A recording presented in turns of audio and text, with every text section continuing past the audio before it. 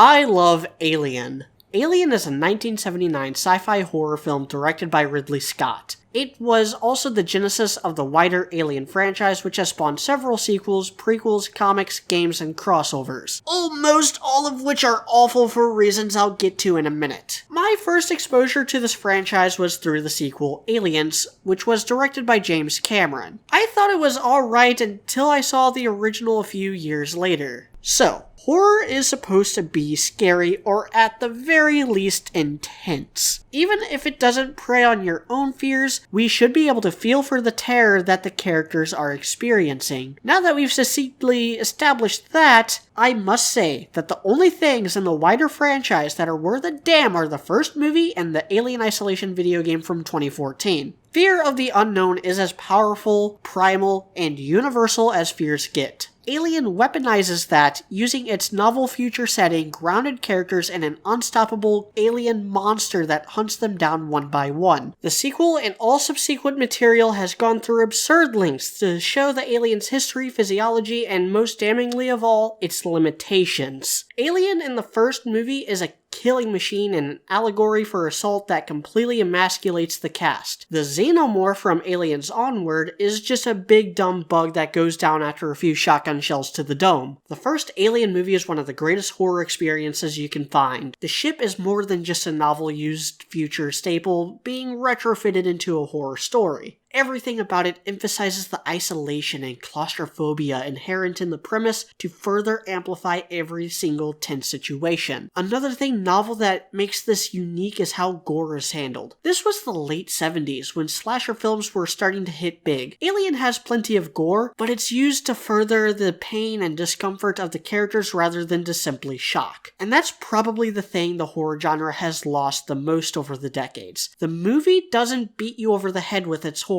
It uses actual subtlety. There's no jump scares. It keeps the creature in the shadows, so much so that the only real good look you get of it is as it's getting bested by Ripley. And that's why I love Alien.